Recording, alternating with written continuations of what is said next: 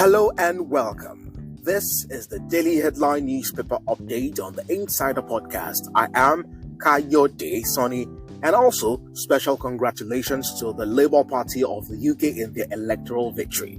And today, I have the Nation newspaper, the Punch newspaper, Guardian, Vanguard, and Business Day. Starting off the day from the front page of the Nation newspaper, this one on page 2, Tinubu injects 2 trillion naira to stimulate economy, with rider Edun health, agriculture, power generation get priority. On page 4, court voids Edo PDP primary. On page 28, court affirms Amawele 24 others as Rivers lawmakers. On page 5, Lagos pensioners get 4.5 billion naira. And moving on to the front page of the Punch newspaper today, on page 2, we see 10 states battling flooding, 21 others at risk. Federal government warns, with rider, government fears cholera may worsen as Lagos, Abuja, other count losses. Flooding kills pupil, rivers to overflow July. Ondo, Kaduna, 17 others to be affected. Flood sacks 10 Ogun communities. And on page 21, federal government plans 2 trillion naira economic revival scheme. Inaugurates council.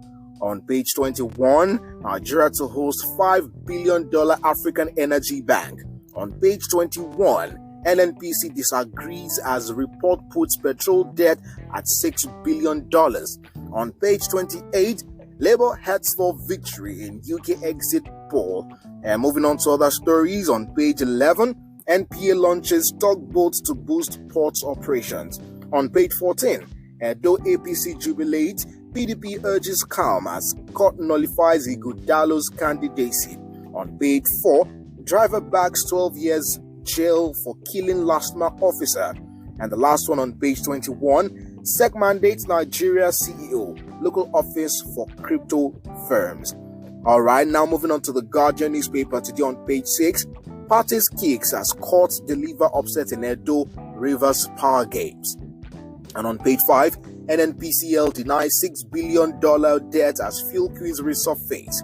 On page 6, JAMB clamps down on fake diploma certificates for university admission. On page 5, exit poll, Labour wins landslide in UK general election.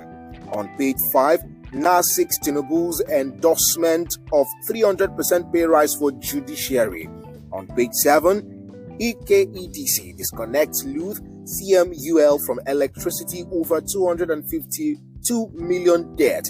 On page 3, EFCC, NFRU, others decry money laundering, terrorism financing. And on page 3, Tinubu enlists Dangote, Elumelu Rewane in economic team. And also on page 8, abductors of ex-Bayelsa commissioner get 40 years jail term each. And those are all the headlines from the front page of The Guardian. And moving on to the Vanguard newspaper, the big story on page 5, 21 local governments in 10 states, FCT submerged in flood. And that's coming from federal government, says no release of water from dams, Cameroon's Lago dams. One state's local governments to safeguard lives of Nigerians. And on this one, also on page 19, federal government's debt to petrol importers exceeds 9.1 trillion naira. On page 8, appeal court voids sack of Rivers Assembly Speaker Amoiwele, 24 others. On page 7, Edo Guba, PDP court wrestle over Ighodalo's candidacy.